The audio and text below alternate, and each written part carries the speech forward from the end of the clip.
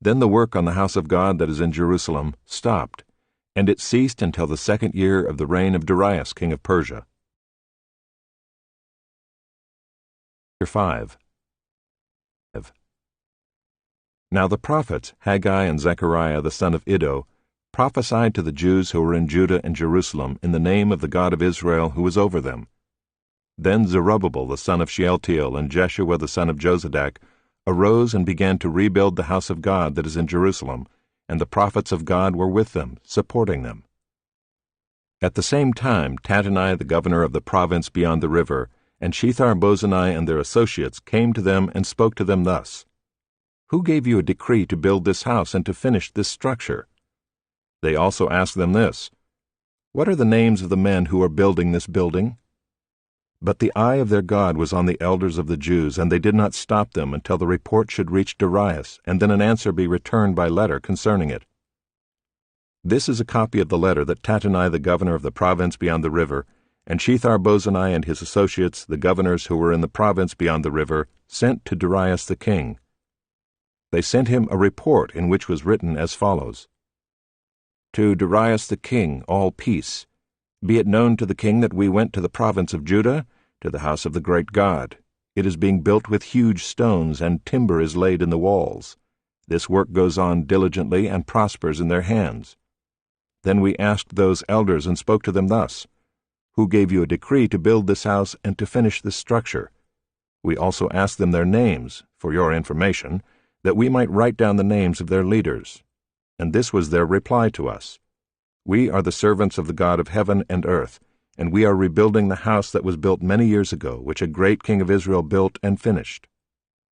But because our fathers had angered the God of heaven, he gave them into the hand of Nebuchadnezzar king of Babylon, the Chaldean, who destroyed this house and carried away the people to Babylonia.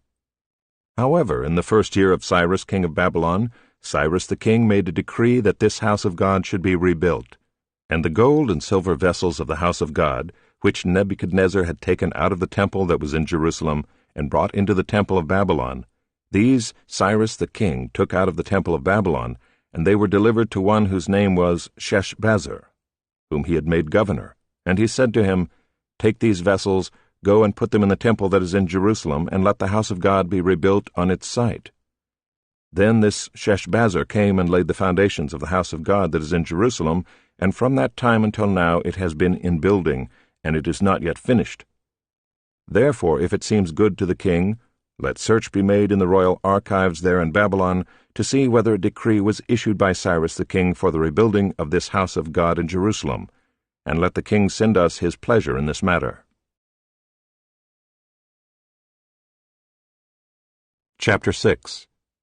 Then Darius the king made a decree, and search was made in Babylonia, in the house of the archives where the documents were stored, and in Ecbatana, the citadel that is in the province of Media. A scroll was found on which this was written, A record. In the 1st year of Cyrus the king issued a decree concerning the house of God at Jerusalem, let the house be rebuilt, the place where sacrifices were offered, and let its foundations be retained. Its height shall be 60 cubits, and its breadth 60 cubits, with 3 layers of great stones and 1 layer of timber. Let the cost be paid from the royal treasury, and also let the gold and silver vessels of the house of God, which Nebuchadnezzar took out of the temple that is in Jerusalem and brought to Babylon, be restored and brought back to the temple that is in Jerusalem, each to its place. You shall put them in the house of God. Now therefore Tattenai, governor of the province beyond the river, Shethar-Bozenai and your associates, the governors who are in the province beyond the river, keep away. Let the work on this house of God alone. Let the governor of the Jews and the elders of the Jews rebuild this house of God on its site. Moreover, I make a decree regarding what you shall do for these elders of the Jews for the rebuilding of this house of God. The cost is to be paid to these men in full and without delay from the royal revenue, the tribute of the province from beyond the river. And whatever is needed, bulls, rams, or sheep for burnt offerings to the God of heaven, wheat, salt, wine, or oil, as the priests at Jerusalem require, let that be given to them day by day without fail, that they may offer pleasing sacrifices to the God of heaven, and pray for the life of the king and his sons. Also I make a decree that if anyone alters this edict, A beam shall be pulled out of his house, and he shall be impaled on it, and his house shall be made a dunghill. May the God who has caused his name to dwell there overthrow any king or people who shall put out a hand to alter this or to destroy this house of God that is in Jerusalem. I, Darius, make a decree. Let it be done with all diligence. Then, according to the word sent by Darius the king, Tattenai the governor of the province beyond the river, Shethar-bozenai and their associates, did with all diligence what Darius the king had ordered. And the elders of the Jews built and prospered through the prophesying of Haggai the prophet and Zechariah the son of Iddo. They finished their building by decree of the God of Israel, and by decree of Cyrus and Darius and Artaxerxes king of Persia. And this house was finished on the 3rd day of the month of Adar, in the 6th year of the reign of Darius the king. And the people of Israel, the priests and the Levites and the rest of the returned exiles, celebrated the dedication of this house of God with joy. They offered at the dedication of this house of God 100 bulls, 200 rams, 400 lambs, and as a sin offering for all Israel, 12 male goats, according to the number of the tribes of Israel.